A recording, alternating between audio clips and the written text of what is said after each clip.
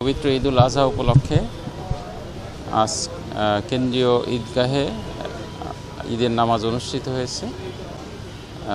গোপালগঞ্জবাসী প্রতি আমার উদাত্ত আহ্বান যে ঈদের ত্যাগের মহিমায় আমরা উজ্জীবিত হয়ে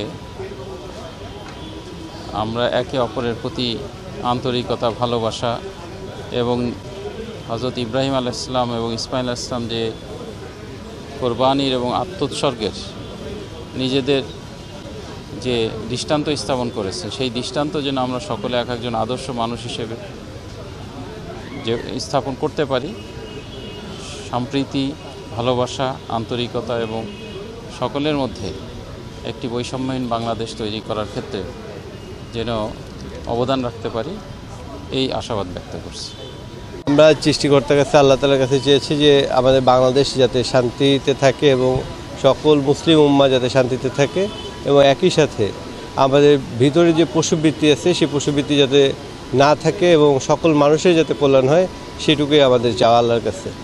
আজকে আমি ঈদগাহে এসে ঈদের নামাজ পড়ছি। আল্লাহর কাছে আমি চাইছি সব মুসলমানরা জানি, হিন্দু মুসলমান সবাই জানি একসাথে মিলেমিশে থাকতে পারে। প্রিয় গোপালগঞ্জবাসী, আসসালামু আলাইকুম। আমি আজকে আমার নানার জন্য দোয়া করেছি, আর আমার নানুর জন্য দোয়া করেছি, আমার দাদুর জন্য। RICL TMX, যুগের পর যুগ স্থাপনা থাকে মজবুত। ঈদ হলো খুশির একটি দিন এবং আমাদের নবী, প্রিয় নবী ইব্রাহিম আলাইহিস সালামের যে ত্যাগ স্বীকার, তারই একটা বহিঃপ্রকাশ। আমরা আমাদের সন্তানদের আমরা কুরবানি দেওয়ার জন্য আল্লাহ তাআলা ইব্রাহিম আলাইহিস সালাম যে ঈদ দিয়েছিল, তার ফসিলতে আমরা একটা দুম্বার কুরবানি দিচ্ছি, পশু কুরবানি।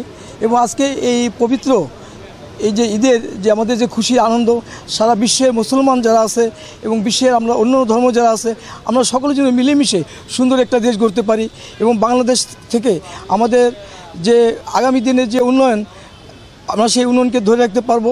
এবং আমরা সুন্দর একটা সমাজ ব্যবস্থা চাই, যেখানে থাকবে না দুর্নীতি এবং কোনো ঘুষ দুর্নীতি না থাকে, সেইভাবে আল্লাহর কাছে প্রার্থনা করি এবং সকলের জন্য আমরা সুখী শান্তি থাকতে পারি, ইনশাআল্লাহ।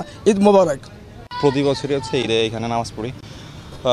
মহান আল্লাহর কাছে চাইছি এবার হচ্ছে মেইনলি ফিলিস্তিনে গাজায় যে হত্যাযজ্ঞ চালাইতেছে দখলদার বাহিনী, তো হচ্ছে তাদের মুক্তির জন্য, তারপর হচ্ছে সারা পৃথিবীতে মুসলিমদের সকল উম্মার যাতে আরও ভালো হয়, তারপর হচ্ছে দেশের একটা শান্তি, যে একটা অস্থিতিশীল পরিস্থিতি আছে বর্তমানে, একটা স্থিতিশীল পরিস্থিতি যাতে আসে, তারপর হচ্ছে মুসলিম উম্মার যাতে হচ্ছে তারা আবার দ্বীনের দিকে ফেরত আসে, এইসবের জন্য। আর হচ্ছে আমার পিতামাতা যারা হচ্ছে বয়স্ক বৃদ্ধজন আছেন, তাদের জন্য হচ্ছে শুভকামনা।